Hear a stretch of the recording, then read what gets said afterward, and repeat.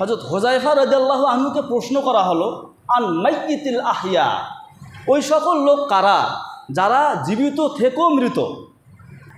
হযরত হুযায়ফা রাদিয়াল্লাহু তাআলা আনহু উত্তর দিলেন, লাম ইউনকির আল মুনকিরা বিয়াদিহি ওয়া বিলিসানিহি ওয়ালা বিকলবিহি। এরা হলো ওই সকল লোক যাদের সামনে কোনো মুনকার হয়, কোরআন সুন্নাহ বিরোধী কোনো অপতৎপরতা দেখা দেয়, নাফরমানিতে মানুষ লিপ্ত হয়, কিন্তু ওই ব্যক্তি সেটাকে না হাত দিয়ে প্রতিহত করে, না মুখ দিয়ে বলে প্রতিহত করে, আর না অন্তরে অন্তরে সেটার প্রতি ঘৃণা পোষণ করে। এই তিন স্তরের কোনো স্তরে যদি কেউ না পড়ে, ওই লোকটা জীবিত থেকেও ইমানের জায়গায় মরা। আসসালামু আলাইকুম ওয়া রাহমাতুল্লাহি ওয়া বারাকাতুহু।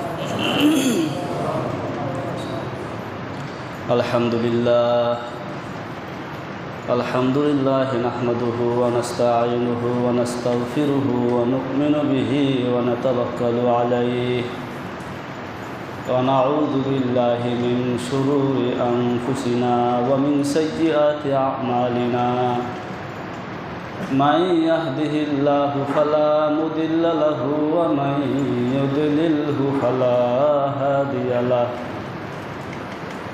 وأشهد أن لا إله إلا الله وحده لا شريك له وأشهد أن محمدا عبده ورسوله الذي أرسله الله تعالى بالحق إلى الناس بشيرا ونذيرا وداعيا إلى الله بإذنه وسراجا منيرا.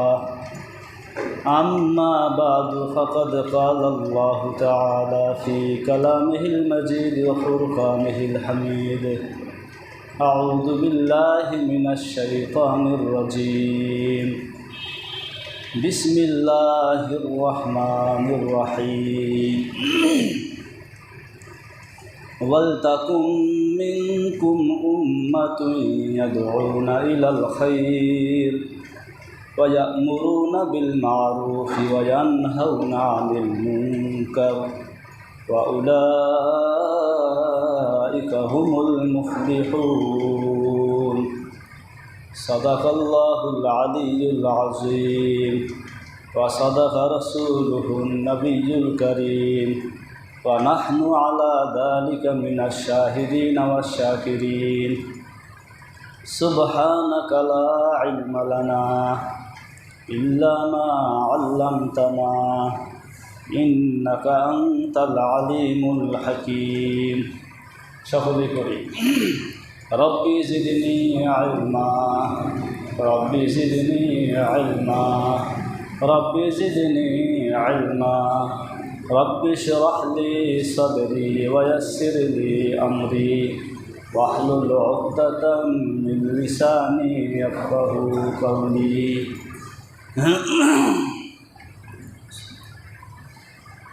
সমস্ত প্রশংসা মহিয়ান গরিয়ান সেই মহান রব্বুল আলামিনের জন্য, যিনি আমাদেরকে মাগরিবের সালাত আদায় শেষে পৃথিবীর সবচেয়ে দামি এবং পবিত্র জায়গা তথা মসজিদে পৃথিবীর সবচেয়ে দামি এবং পবিত্র কিতাব কোরআনে কারিমের তাফসিরের দরসে বসার তৌফিক দান করলেন। এজন্য আমরা সকলেই অন্তরের অন্তঃস্থল থেকে শুকর আদায় করে বলি আলহামদুলিল্লাহ, এবং লাখ কোটি দরুদ ও সালাম বর্ষিত হোক সৈয়দুল মুরসালিন খাতামুন নবীজিন রহমাতুল্লিল আলামিন এর পবিত্র রূহের ওপর, যার উম্মত হওয়ার পরম সৌভাগ্য আল্লাহ আমাদেরকে দান করেছেন। আমরা তার শানে সংক্ষেপে দরুদ পাঠ করি, সকলে বলি সাল্লাল্লাহু আলাইহি ওয়াসাল্লাম। মুহতারাম হাজিরিন, আমি আমার আজকের খুতবায় পবিত্র কোরআনে কারিম থেকে সূরা আলে ইমরান, কোন সূরা? সূরা আলে ইমরানের 104 নম্বর আয়াত তিলাওয়াত করেছি। আল্লাহ রাব্বুল আলামিন তৌফিক দান করলে তিলাওয়াতকৃত আয়াতের আলোকে অত্যন্ত জরুরি একটি বিষয় খুব সংক্ষেপে আপনাদের সামনে তুলে ধরার চেষ্টা করব ইনশাআল্লাহ। আমা তাওফিকি ইল্লা বিল্লাহিল আলিয়্যিল আযীম। মুহতারাম হাজিরিন, যারা গত শুক্রবার তাফসিরের দরসে উপস্থিত ছিলেন সকলেই শুনেছেন আমি নারী বিষয়ক সংস্কার কমিশন এর পক্ষ থেকে অন্তর্বর্তীকালীন সরকারের প্রধান উপদেষ্টার নিকট যে প্রতিবেদনটি জমা দিয়েছিল 318 পৃষ্ঠাব্যাপী প্রতিবেদন, 433টি প্রস্তাবনা সেখানে উত্থাপিত হয়েছে। কিছু প্রস্তাবনা একেবারেই কোরআন এবং সুন্নাহ বিরোধী। সত্যিকারের মুসলমান থাকতে কোনোভাবেই এই প্রস্তাবনাগুলো মেনে নিতে পারে না, এটা আইন হতে পারে না। এরকমের কিছু বিষয় আমি আপনাদেরকে শুনিয়েছিলাম। যেমন একটা ছিল অভিন্ন পারিবারিক আইন, মানে পরিবার এবং সমাজ চলার জন্য এখানে কোনো ধর্মীয় ভিন্নতা থাকবে না, এখানে ধর্ম থাকবে না। তার মানে এর মাধ্যমে পরিবার থেকে সমাজ থেকে ধর্মকে বিলুপ্ত করার একটা ষড়যন্ত্র। সমাজে পরিবারে ধর্ম থাকবে না, এটা অভিন্নভাবে চলবে। একটা প্রস্তাবনা ছিল উত্তরাধিকার আইন সংশোধন করে নারী পুরুষকে সমান সম্পদ দেওয়া হবে। তো নারী পুরুষকে সমান সম্পদ দেওয়ার জন্য যদি উত্তরাধিকার আইন সংশোধন করার কথা তারা বলে, এর অর্থ হবে আল্লাহ প্রদত্ত উত্তরাধিকার আইনকে সংশোধন করতে চাওয়া। নাউজুবিল্লাহ বলেন সবাই। কারণ আল্লাহ যেই নীতিমালা দান করেছেন, যেই উত্তরাধিকার আইন দান করেছেন, সেখানে পুরুষকে নারীর ডাবল দেওয়া হয়েছে। সুতরাং কোন আইনকে সংশোধন করে তারা নারী পুরুষকে সমান দিতে চায়, অন্তত এটা আমাদের বুঝতে আর বাকি থাকে না, এটা পরিষ্কার। তাহলে এটা সরাসরি আল্লাহ প্রদত্ত আইনকে সংশোধন করতে চাওয়া, এত বড় দুঃসাহস সেই কেবল দেখাতে পারে যার মধ্যে ন্যূনতম খোদাভীতি নাই, ইসলামী মূল্যবোধ যার ভিতরে নেই। আল্লাহ প্রদত্ত আইনকে সংশোধন করার এই কথা কোনো মুসলমান মুখে উচ্চারণ করতে পারে না। ঠিক এমনিভাবে অভিভাবক এবং প্রতিপল্য আইনকে তারা সংশোধন করতে চাইছে। উদ্দেশ্য নারী পুরুষকে সমান অধিকার দেওয়া। আমি আপনাদেরকে শুনিয়েছিলাম যেটা কোনো দিনও সম্ভব নয়। শ্রম আইন সংশোধন করবে, উদ্দেশ্য একজন যৌনকর্মীকে যেন শ্রমিক হিসাবে স্বীকৃতি দেওয়া হয়, যেটা কোরআন সুন্নাহের আলোকে গর্হিত কাজ। তো এই যে বিষয়গুলো তারা উঠেছে, আসলে তারা চায় নারী জাতির কাঁধে অস্ত্র রেখে ইসলামকে প্রশ্নবিদ্ধ করতে এবং কিছু কিছু অঙ্গন থেকে সম্পূর্ণরূপে ইসলামকে বিলুপ্ত করতে, যেটা মুসলমানরা বেঁচে থাকতে কোনোদিনও সম্ভব হতে পারে না। বিষয়গুলো আমি আপনাদেরকে শুনিয়েছিলাম এবং এই প্রতিবেদনটা তারা জমা দিয়েছে সরকার প্রধানের কাছে গত 19শে এপ্রিল। জানেন আজকে 3রা মে, তার মানে মাঝখানে লম্বা একটা সময় গেছে। এর মাঝখানে বিভিন্ন ধরনের মিছিল হয়েছে, এটার প্রতিবাদ জানানো হয়েছে, অনেক কিছুই হয়েছে। তারপরেও কিন্তু এটার ব্যাপারে সরকার প্রধানের কাছ থেকে তেমন কোনো আমরা নড়াচড়া অনুভব করিনি। তিনি এখনও অনড় আছেন অনেকটা বলা যায়, যে কারণে আমাদের এই প্রতিবাদ এটা চলমান। আমাদের বলতে পুরো মুসলিম উম্মাহের। এখন কথা হচ্ছে এই যে অবস্থাটা তৈরি হয়েছে, এই অবস্থায় আমাদের কাজটা কি? যে মিছিল হচ্ছে, মিটিং হচ্ছে, সমাবেশ হচ্ছে, এগুলো আমাদের সব শ্রেণীর মুসলমানদেরকে বোঝা উচিত যে এই কাজগুলো আসলে যৌক্তিক কিনা, এটা করা দরকার কিনা, করলে কারা করবে, আমারও করা দরকার কিনা। এই বিষয়টা একটু সংক্ষেপে খোলাসা করে দিচ্ছি আমি। যেই অবস্থা এখন, শুধু এটা বলতে কোনো কথা না, পরিবার থেকে শুরু করে সমাজ, দেশ, রাষ্ট্রীয় পর্যায়ে যেখানেই কোরআন সুন্নাহ বিরোধী কিছু হবে, আল্লাহর নাফরমানিতে কেউ লিপ্ত হবে, সেখানেই মুসলমানদের দায়িত্ব হচ্ছে নাহি আনিল মুনকারের আমল করা। কিসের আমল করা? নাহি আনিল মুনকার। মুনকার বলতে আল্লাহর বিধিবিধান লঙ্ঘন হয়, আল্লাহর নাফরমানিমূলক যত কাজ আছে, কোরআন সুন্নাহের বিরুদ্ধে অপতৎপরতা বলতে যাহা কিছু আছে, সব কিছুকেই বোঝায় মুনকার শব্দ দ্বারা। তো মুসলমানদের একটা ফরজ দায়িত্ব হচ্ছে মুনকারকে প্রতিহত করা। এটা কতটা গুরুত্বপূর্ণ বিষয় একটু খোলাসা করে বলি। যেমন আমি যে আয়াতটা তিলাওয়াত করলাম সূরা আলে ইমরান আয়াত নং 104, সেখানে আল্লাহ রাব্বুল আলামিন একদম স্পষ্ট করে বলেছেন ওয়ালতাকুম মিনকুম উম্মাহ। আল্লাহ রাব্বুল আলামিন বলেন অবশ্যই তোমাদের মধ্য হতে একটা দল থাকতে হবে। খুব খেয়াল করে শোনেন, অবশ্যই তোমাদের মধ্যে একটা দল থাকতে হবে, যেই দলের কাজ হবে ইয়াদউনা ইলাল খাইরি, মানুষকে কল্যাণের দিকে ডাকবে। কল্যাণ বলতে কি করলে মানুষের পরকাল সুন্দর হবে, জাহান্নাম থেকে বাঁচবে, এইটাই মূলত কল্যাণ। এর ভিতরে দুনিয়াবি কল্যাণও আছে। আমি যেমন কথাটা এভাবে বুঝাই, ধরুন আপনি কাপড় পরিষ্কার করবেন, তো আপনি যখন কাপড় পরিষ্কার করেন এর মধ্য দিয়ে কি আপনার হাতটা পরিষ্কার হয় না? হয় কি হয় না? কাপড় হাতকে আলাদা করে পরিষ্কারের কি নিয়ত করতে হয়? কিন্তু কেউ যদি শুধু হাত পরিষ্কার করতে চায় তাতে কিন্তু কাপড় পরিষ্কার হবে না। কিন্তু কাপড় পরিষ্কার করতে চাইলে হাতও কি হবে? পরিষ্কার হবে। যদি কারো পরকাল সুন্দর হয় অবশ্যই তার দুনিয়াও কি হবে?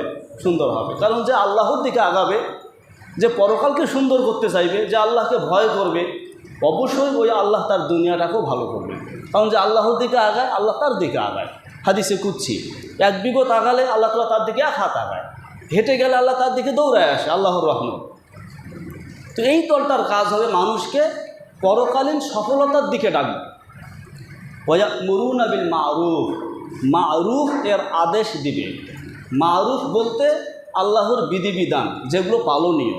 তাহলে আল্লাহর পালনীয় প্রত্যেকটা বিধিবিধান হচ্ছে মারুফ, মারুফের দিকে ডাকবে। ওয়ায়ানহাউনা আনিল মুনকার, এবং মুনকার থেকে বাধা দিবে। কারোর মধ্যে কোনো মুনকার দেখলে সেটাকে প্রতিহত করবে। শেষে এসে আল্লাহ তাআলা বললেন ওয়া উলাইকা হুমুল মুফলিহুন, আর এরাই প্রকৃত অর্থে সফল কাম। তাহলে সফল মুসলমান হচ্ছে তারা যারা মানুষকে কল্যাণের দিকে ডাকে, যারা মানুষকে মারুফ এর আদেশ দেয়, যারা মানুষকে মুনকার থেকে বিরত রাখার চেষ্টা করে এবং সর্বাত্মক চেষ্টা করে। তাহলে এই আয়াতে আল্লাহ তাআলা বললেন তোমাদের মধ্যে একটা দল থাকতে হবে। এই দল বলতে কোন দল? কিছু কিছু তাফসিরের কিতাবে এসেছে এই দল বলতে উম্মতে মুহাম্মাদির ভিতরে একটা দল, এবং সেটা উলামায়ে কেরামের দল। কার দল? উলামায়ে কেরামের দল। অর্থাৎ উলামায়ে কেরামের দায়িত্ব হচ্ছে এই কাজগুলো করা, আর বাকি মুসলমানদের দায়িত্ব হচ্ছে উলামায়ে কেরামের সমর্থনে থাকা, তাদের সাথে থাকা। এইটা বুঝালেন আল্লাহ তাআলা। প্রমাণ হযরত মুআবিয়া রাদিয়াল্লাহু আনহু, নাম শুনছেন না? হযরত মুআবিয়া, তিনি যখন হজের সফরে মদিনায় আসলেন, তো মদিনায় এসে দেখলেন সেখানকার নারীরা মাথায় পরচুলা ব্যবহার করে। পরচুলা আছে না, নকল চুল মাথায় ব্যবহার করে খোপাটা বড় করার জন্য, ইত্যাদি ইত্যাদি। তো ওরা পরচুলা ব্যবহার করে। তখন হযরত মুআবিয়া রাদিয়াল্লাহু আনহু বললেন ইয়া আহলাল মদিনা, হে মদিনাবাসীরা, আইনা ওলামা উকুম, তোমাদের ওলামা সমাজ কোথায়? তার মানে ওলামা সমাজের তো দায়িত্ব ছিল তোমাদেরকে এই কাজ থেকে নিবৃত রাখা, বিরত রাখা, তোমাদেরকে এটা বোঝানোর। তারা কোথায়? তার মানে হযরত মুআবিয়া রাদিয়াল্লাহু আনহুর এই উক্তি থেকে পরিষ্কার বোঝা যায় এই দলটা হচ্ছে উলামায়ে কেরাম। তারা মানুষকে সব সময় এই মুনকার সম্পর্কে অবহিত করবে, বিরত রাখার চেষ্টা করবে। সাধারণ মুসলমানরা আলেমদের সাথে থাকবে। তাফসির 1। 2 নম্বর তাফসির ব্যাখ্যা হলো একটা দল থাকবে, এটা উম্মতে মুহাম্মাদির ভেতরে না, উম্মতে মুহাম্মাদিটাই একটা দল। খুব মনোযোগ দেন। পৃথিবীতে বহু ধর্মের অনুসারী লোক আছে, তো এক এক ধর্মের অনুসারী এক একটা দল। ইসলাম ধর্মের অনুসারী এটা একটা দল। সুতরাং অন্য সকল ধর্মের অনুসারীর মধ্য হতে ইসলাম ধর্মের অনুসারী যেই দলটা আছে, এই দলটার কাজ হচ্ছে এরা এই কাজগুলো করবে। মানুষকে কল্যাণের দিকে ডাকবে, মারুফের আদেশ দিবে, মুনকার থেকে মানুষকে বিরত রাখার চেষ্টা করবে। তাহলে আল্লাহ তাআলার এই আয়াত থেকে স্পষ্ট হলো যে একটা দল থাকতে হবে এই কাজের জন্যে, সব সময়ের জন্য। ঠিক এমনিভাবে আপনারা দেখবেন সূরা আলে ইমরানের আর একটা আয়াত, আয়াত নং 110। বলেন কত নম্বর আয়াত? সূরা আলে ইমরান আয়াত নং 110। সেখানে আল্লাহ রাব্বুল আলামিন বলেছেন কুনতুম খায়রা উম্মাতিন তোমরা শ্রেষ্ঠ উম্মত, অর্থাৎ শেষ নবীর উম্মতকে পৃথিবীতে আরও লক্ষ লক্ষ নবী রাসূল এসেছে, প্রত্যেক নবী রাসূলের উম্মত আছে। আল্লাহ রাব্বুল আলামিন সেই সকল উম্মত থেকে বের করে এনে এই উম্মতকে শ্রেষ্ঠত্ব দান করেছেন।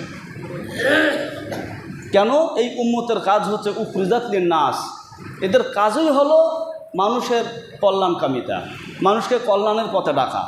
আর মানুষকে কল্যাণের পথে ডাকবে দুই পদ্ধতিতে। ভাই, কয় পদ্ধতিতে? একটা পদ্ধতির নাম তা'মুরুনা বিল মারুফ ওয়া তানহাউনা আনিল মুনকার, মারুফের দিকে ডাকবে, যেখানেই মুনকার দেখবে প্রতিহত করবে। সেটা আমার পরিবারে হতে পারে, সেটা আমার সমাজে হতে পারে, আমার দেশে হতে পারে, আপনার পুরো বিশ্বে হতে পারে। অর্থাৎ যেখানেই মুনকারকে প্রতিহত করবে। সব প্রতিহতের ধরন পদ্ধতি এক না, আমি আলোচনা আসতেছি একটু একটু করে। তাহলে এদের প্রথম কাজ হলো এরা মারুফের আদেশ করবে, মুনকারকে প্রতিহত করবে। 2 নম্বর কাজ তুমিনুনা বিল্লাহ, এরা আল্লাহর প্রতি ঈমান আনবে। এই 2 কাজের মাধ্যমে, এই 2 শর্তে এই নবীর উম্মত শ্রেষ্ঠ উম্মত। তার মানে এই নবীর উম্মতের মধ্যে এই 2টা বৈশিষ্ট্য যতক্ষণ পাওয়া যাবে এরা শ্রেষ্ঠ, যদি পাওয়া না যায় তাহলে এরা শ্রেষ্ঠ না। এরাও ইহুদি নাসরাদের মতো, এরাও ইহুদি নাসরাদের মতো। খুব খেয়াল করে শুনবেন, সংক্ষেপে কথাগুলো বলছি। এখানে একটা প্রশ্ন হয় এই যে অন্যান্য নবীর উম্মতরাও কিন্তু আমর বিল মারুফ নাহি আনিল মুনকার করছে, তারাও কিন্তু তাদের নবীর প্রতি ঈমান আনছে, কিছু হইলেও তো আনছে। তাহলে ঈমান আনা, আমর বিল মারুফ নাহি আনিল মুনকার, এই গুণগুলো তো অন্যান্য নবীর উম্মতের মধ্যেও ছিল। তাহলে এটা আমাদের বৈশিষ্ট্য হলো কেন? কথা কি বুঝছেন আপনারা? এটার উত্তর হলো অন্যান্য নবীর উম্মতের মধ্যে এটা ছিল, কিন্তু তারা এটা পরিপূর্ণরূপে পালন করে নাই, তারা ব্যর্থ হয়েছে। আর তোমরা এটাকে পরিপূর্ণরূপে পালন করছো, এবং যতক্ষণ করবা ততক্ষণ তোমরা শ্রেষ্ঠ।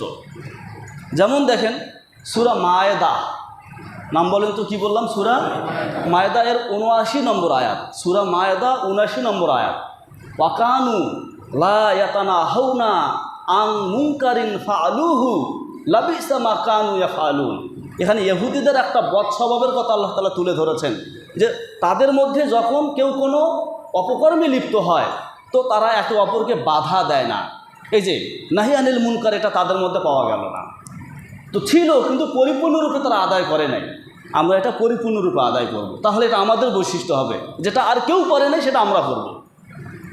2, ঈমান আনার যে বিষয়টা, আমরা যেহেতু শেষ নবীর উম্মত, সেই সুবাদে আমরা যেমন আমাদের নবীর প্রতি ঈমান এনেছি, এবং আমাদের নবী পূর্বের সমস্ত নবীর প্রতিনিধিত্ব করেছেন, তো সেই হিসাবে আমরা যেমন আমাদের নবীর প্রতি ঈমান এনেছি, পূর্ববর্তী সকল নবীর উপর ঈমান এনেছি, সেই জায়গায় আমাদের ঈমান পূর্ণতা পেয়েছে।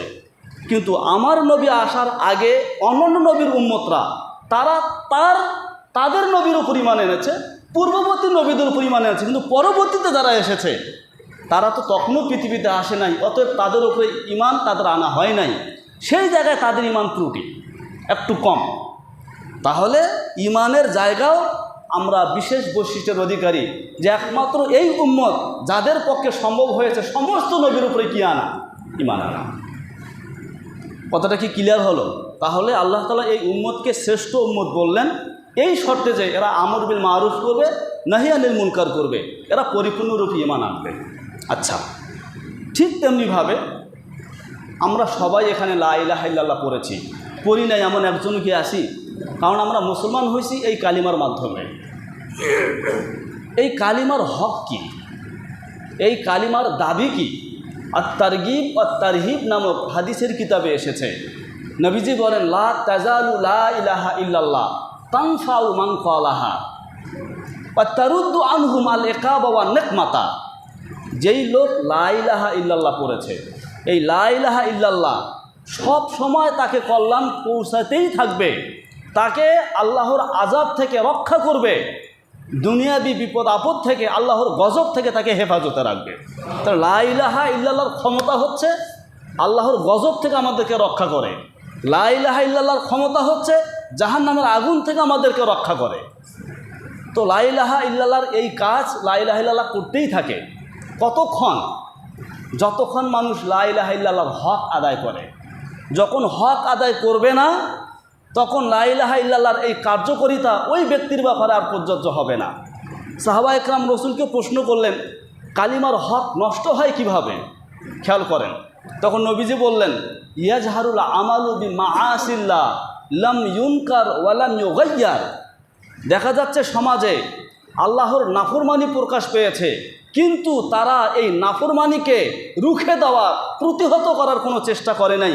যদি কোনো মুসলমানদের মধ্য হতে এই জিনিসটা পাওয়া যায় যে তার সামনে মুনকার হচ্ছে কিন্তু সে সেটাকে প্রতিহত করার চেষ্টা করছে না, তাহলে ওই ব্যক্তির পাঠ করা লা ইলাহা ইল্লাল্লাহ তার জন্যে আর কার্যকর থাকে না, ওই কার্যকরী ভূমিকায় থাকে না।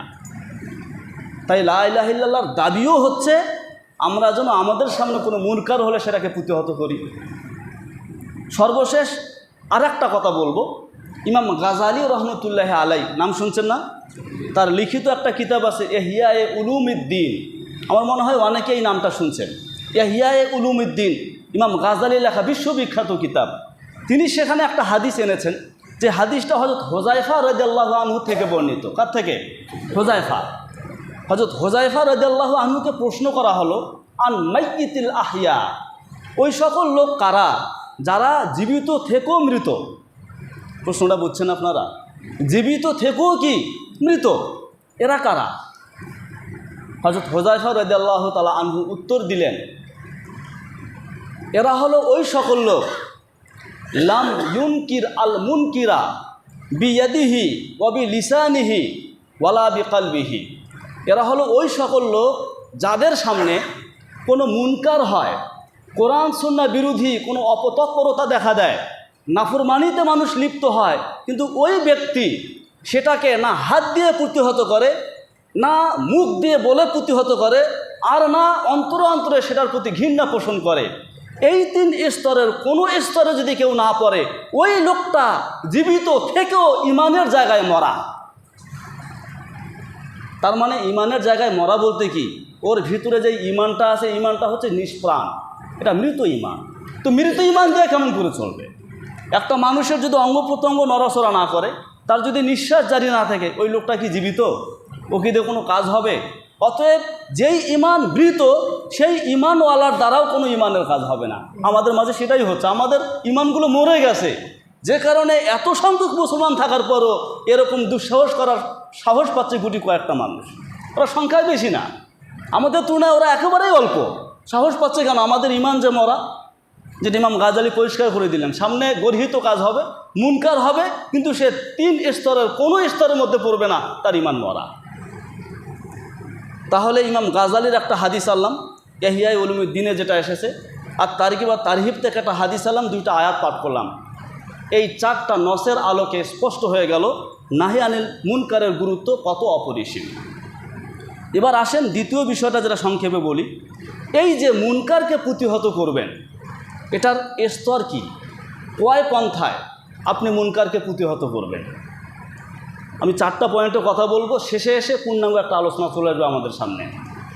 হযরত আবু সাঈদ খুদরি রাদিয়াল্লাহু আনহুর সূত্রে বর্ণিত হাদিসটা সহিহ বুখারীতে এসেছে, হাদিস নং 81। বলেন তো কত নম্বর হাদিস? 81 নম্বর হাদিস। তিনি বলেন, নবীজি বলেছেন, মান রাআ মিনকুম মুনকারান ফালিয়ুগাইয়িরহু বিয়াদিহি ফাইল্লাম ইয়াস্তাতি ফাবিলিসানিহি ফাইল্লাম ইয়াস্তাতি ফাবিকলবিহি ওয়া যালিকা আযআফুল ঈমান।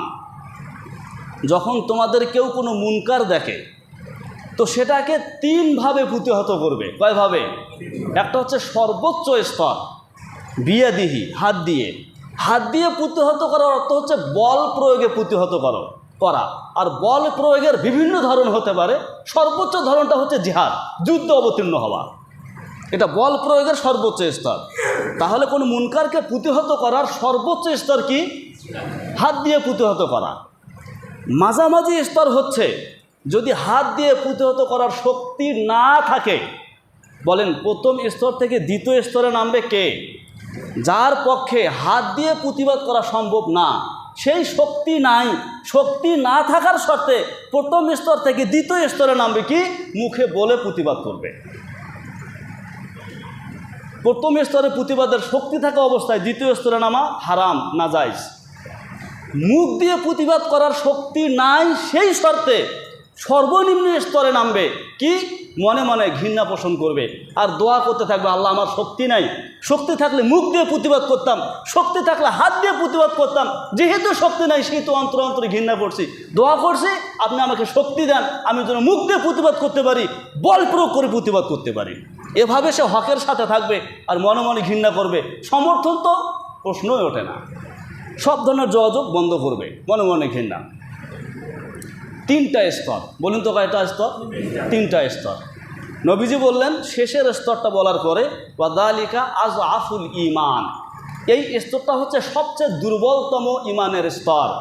সবচেয়ে দুর্বলতম ঈমানের স্তর মানে যেই ব্যক্তির ঈমান সবচেয়ে দুর্বল ওই ব্যক্তির স্তর এটা, এর নিচে আর কোনো ঈমানের স্তর নাই।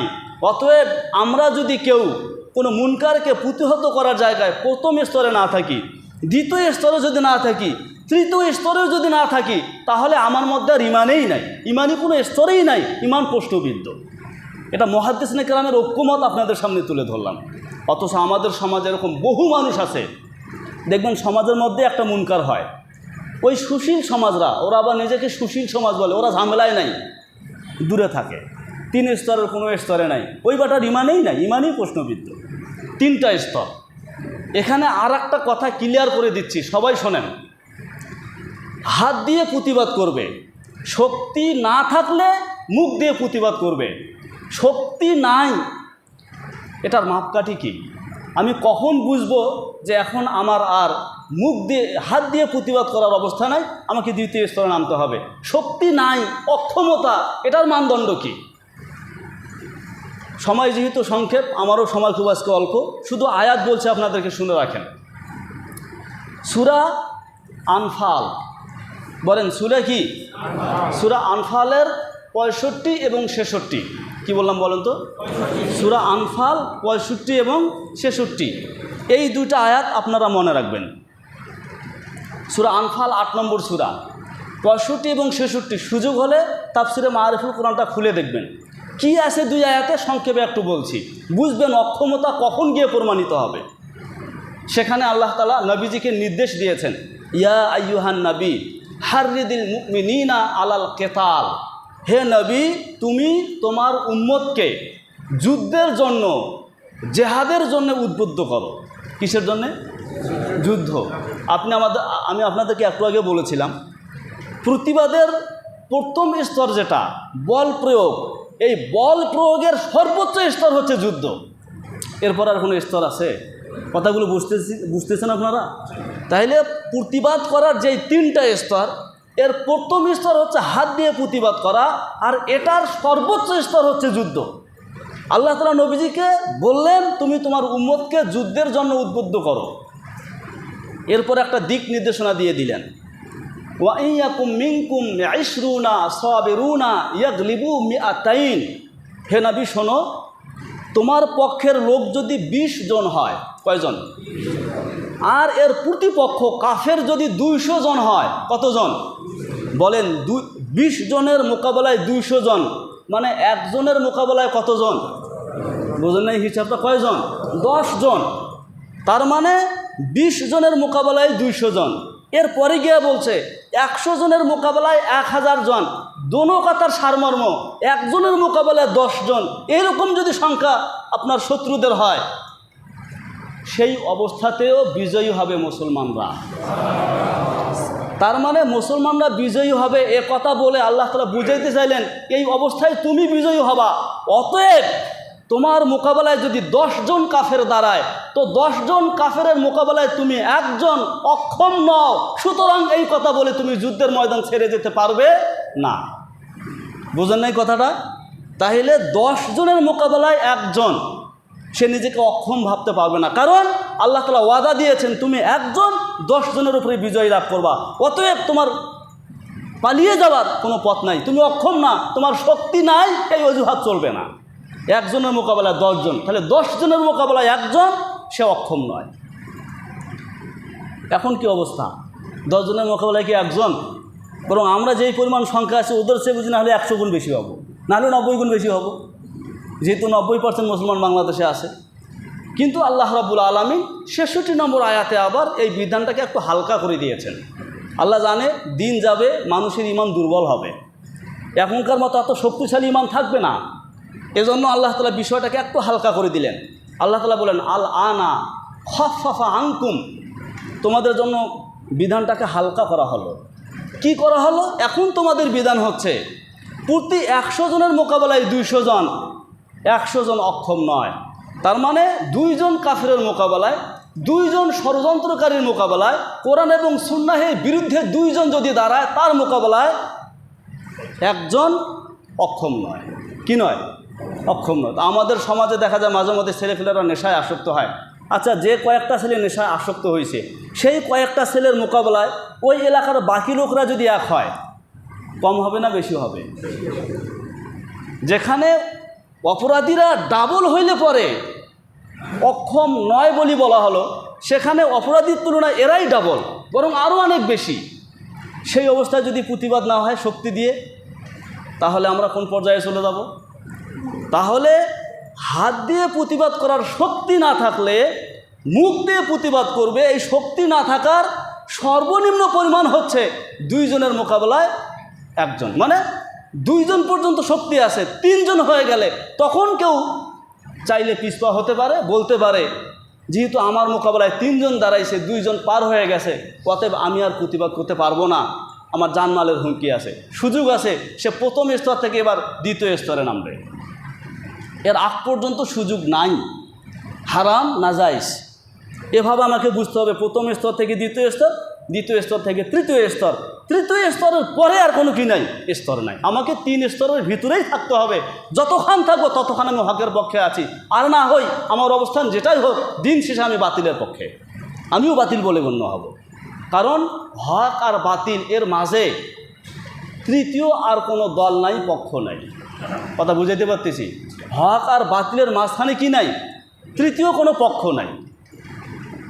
হয়তো আপনি সরাসরি হকের সাথে থাকবেন কিংবা হককে সমর্থন করবেন, এই 3টা স্তরের মধ্য দিয়ে। যদি আপনি সেটাতে না থাকেন, আপনি নিজেকে যত সুশীল সমাজ বলেন, যাই বলেন, আপনি ওই অপরাধীদের কাতারে চলে যাবেন। এরকমের একটা দারুণ গল্প আল্লাহ রাব্বুল আলামিন কোরআনে কারিমে তুলে ধরেছেন। সূরাটার নাম মনে রাখেন, সূরা আ'রাফ। কি সূরা আ'রাফ? 7 নম্বর সূরা, সূরা আ'রাফ। এর 163 নম্বর আয়াত থেকে 166 নম্বর আয়াত পর্যন্ত মেহরবানি করে একটু তাফসির খুলে দেখবেন। তাফসিরে মারিফুল কোরআন তো আশপাশেই থাকে। সূরা আ'রাফ 163 থেকে 166, সেখানে আল্লাহ রাব্বুল আলামিন একটা দারুণ গল্প তুলে ধরেছেন, যেখানে স্পষ্ট করে দিয়েছেন হক বাতিলের মাঝে তৃতীয় কোনো দল নাই। হয়তো তুমি হকের সাথে থাকবা, অবস্থান পরিষ্কার করো, আর না হয় তুমি বাতিলের মধ্যে আসো, মাঝখানে কোনো দল নাই। কিভাবে বুঝলেন আল্লাহ তাআলা? হযরত দাউদ আলাইহিস সালাম, তার সময়কার ঘটনা। ইহুদিদের একটা দল সাগর তীরে বসবাস করত। কোথায়? সাগর তীরে। সেই সময় তাদের জীবিকা চলতো মাছ শিকারের মধ্য দিয়ে। কিসের? মাছ শিকার। তো আল্লাহ তাআলা আমাদের মুসলমানদেরকে যেরকম সপ্তাহে একটা দিন শুক্রবার দিয়েছেন ইবাদতের জন্যে, ইহুদিদের জন্য সপ্তাহে একটা দিন শনিবার ইবাদতের জন্য বরাদ্দ, নাসরাদের জন্য সপ্তাহে একটা দিন রবিবার ইবাদতের জন্য বরাদ্দ। আমরা আমাদের দিনে ইবাদতের পাশাপাশি জীবিকার জন্য ধান্দা করতে পারি, ক্ষেত খামারে দোকানপাটে যাইতে পারি, কিন্তু ইহুদিদের সময় নিয়ম ছিল শনিবারের দিন সমস্ত রকমের জীবিকা উপার্জনের পথ বন্ধ, যাওয়া যাবে না, শুধু ইবাদত করতে হবে। অতএব মাছ শিকারও করা যাবে না, এটা ছিল বিধান। সুতরাং এখন যদি ওরা মাছ শিকার করে, এটা কি হলো? বিধান লঙ্ঘন হলো, আল্লাহর নাফরমানিতে লিপ্ত হওয়া হলো। তো এরা কী করলো? দিন শেষে আল্লাহর নাফরমানিতে লিপ্ত হলো। শুরুর দিকে কৌশল অবলম্বন করে মাছগুলোকে আটকায় রাখে, রবিবারের দিন শিকার করে, পরবর্তীতে আস্তে আস্তে শনিবারের দিনেই মারা শুরু করলো। আর অবস্থাও হয়েছে এমন, আসলে আল্লাহ তাআলা ওদেরকে পরীক্ষা করতে চেয়েছে, যে কারণে শুধু শনিবারের দিনটা কি হয়, সবগুলো মাছ একদম কিনারায় চলে আসে, এসে ভাসতে থাকে, চাইলেই হাত দিয়ে ধরা যায়। মানে নাফরমানিটাকে আল্লাহ সহজ করে দিয়েছে, উদ্দেশ্য পরীক্ষা। এখান থেকে মুফাসসিরিনে কেরাম একটা মাসলা বের করেছেন, যদি কখনো কেউ দেখে তার জন্য গুনাহ করা সহজ হয়ে যাচ্ছে, অবাধে সে গুনাহটা করতে পারতেছে, সে যেন মনে করে ওই গুনাহে আল্লাহ তাকে পরীক্ষা করছে, ও সেটাই তার উপরে গজব আসবে, সহজে সে গুনাহ করতে পারতেছে। অতএব মোবাইল সহজেই গুনাহ করা যায়। যদি কেউ সহজে গুনাহ করেই যাচ্ছে, ও যেন বুঝে নেয় সে মারাত্মক পরীক্ষার মধ্যে পড়েছে, যেটা বনি ইসরায়েলরা পড়েছিল। আল্লাহ একদিক থেকে নিষেধ করেছে, অন্যদিক থেকে মাছ কিনারা আসে, মানে নাফরমানি করার পথ সোজা, চাইলে মাছটা ধরা যায়। ওরা পরীক্ষায় ফেল করলো, মাছ ধরা শুরু করলো। আল্লাহ তাআলা নাজিল করলেন 163 নম্বর আয়াত, তাদের অপকর্মের কথা তুলে ধরলেন। ওরা কিন্তু সীমা লঙ্ঘন করছে। আমি সংক্ষেপে বলছি, অর্থটা দেখে নিয়ে। এরপরে কি হলো, একটা দল তাদের মধ্যে তৈরি হলো, যারা ওদেরকে বিরত রাখার চেষ্টা করলো। দেখো, এটা নাফরমানিমূলক কাজ, আল্লাহর বিধান লঙ্ঘন, এটা তোমরা প্রকাশে দলবদ্ধ হয়ে করতে পারো না, এটা আমরা তোমাদেরকে করতে দেব না। বুঝানো, সমঝানো, নিরলসভাবে তারা চেষ্টা চালিয়ে যাচ্ছে। তাহলে একটা দল তো সরাসরি পাপের মধ্যে লিপ্ত, আর একটা দল তাদেরকে নিবৃত রাখার জন্য লিপ্ত। মাঝখানে একটা দল বের হইল। এই দলকে বলে, আরে তোমাদের কি হয়েছে, ওদেরকে অত কিছু বলার দরকার কি, বাদ দাও, ছেড়ে দাও। ওরা যদি নাফরমানিমূলক কিছু করে তো আল্লাহ ওদেরকে শাস্তি দিবে, অত ওয়াজ নসিহতের দরকার নেই। আল্লাহ তাআলা এটা 164 নম্বর আয়াতে বলেছেন যে তাদের একটা দল ওদেরকে বলে, লিমা তাইজুনা কাউমা, আর ওদেরকে এত ওয়াজ করার দরকার কি, ছেড়ে দাও। যেমন বর্তমান সময় এক ধরনের মানুষ বলে, ধরে এত কিসের মিছিল মিটিং, এত সমাবেশ, আল্লাহর দিন আল্লাহ হেফাজত করবে, আছে। এই সুরটা মূলত ওই দলের সুর, ওই দলটার সুর। হ্যাঁ, কী দরকার এত মিছিল মিটিংয়ের, আরে আল্লাহ দিন আল্লাহ, আরও বিশৃঙ্খলা করার দরকার নেই, রাস্তা যানজট, গাড়ি ঘোড়া চলো, আরে ইমান টিকতেছে না, গাড়ি ঘোড়া বন্ধ নেই, ওর টেনশন।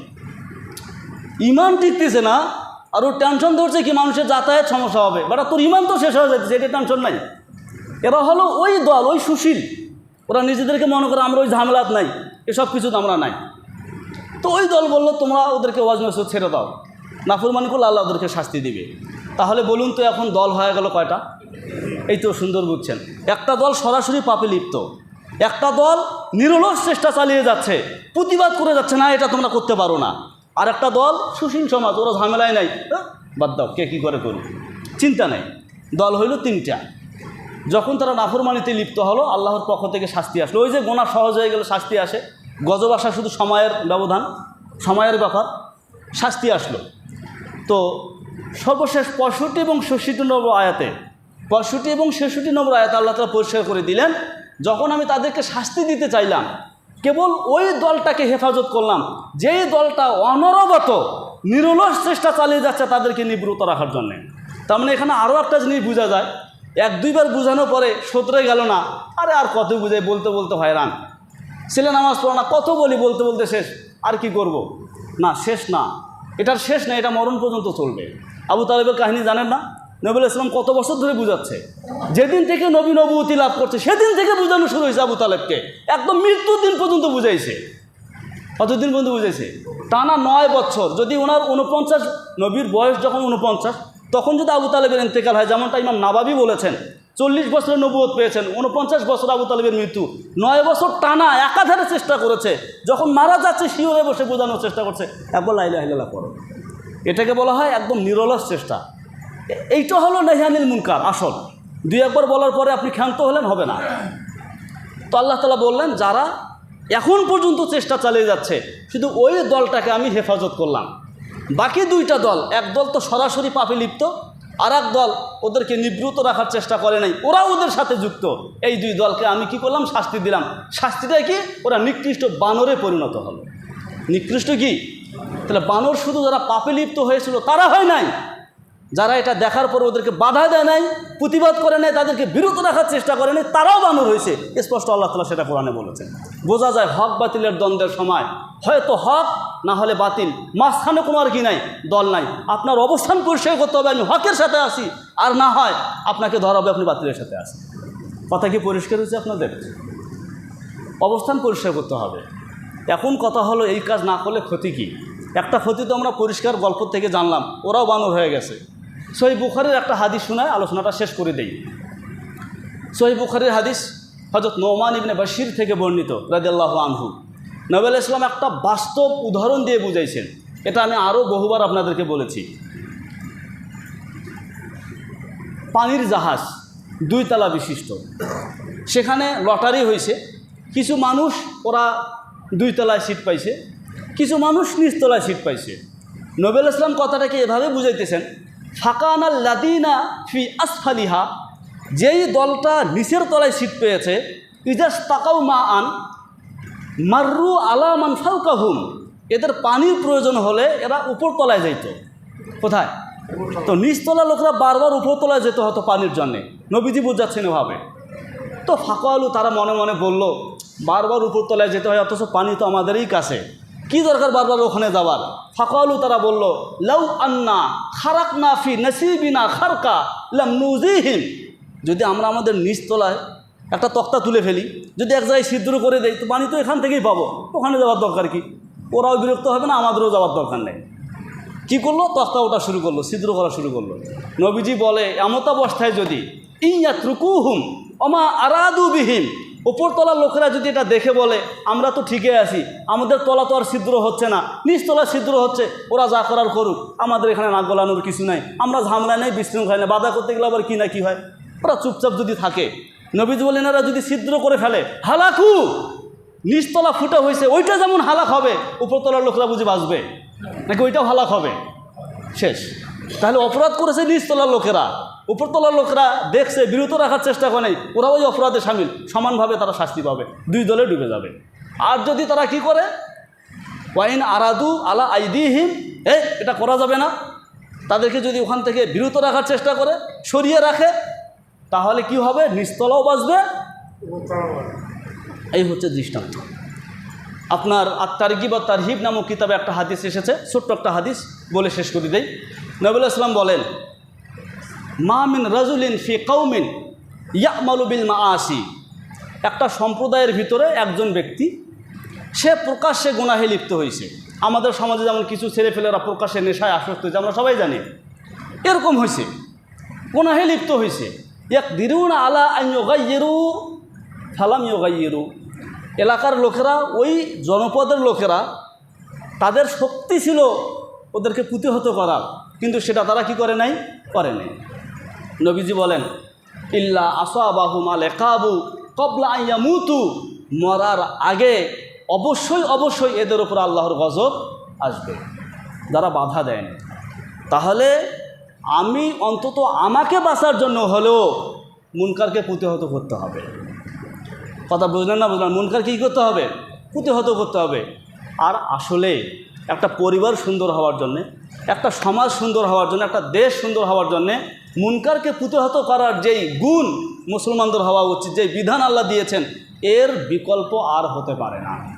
একটা পরিবারের পিতা যদি দেখে তার ছেলেরা গুনাহে লিপ্ত হয়েছে, তাকে যদি সেখান থেকে বিরত রাখে, নামাজ পড়তেছে না, যদি নামাজও অভ্যস্ত বানায়, এভাবে যদি পুরা পরিবারটা দিনদার হয়ে যায়, তাহলে মুনকার নাহি আনিল মুনকারের বদৌলতে একটা পরিবার জান্নাতি পরিবার হলো না?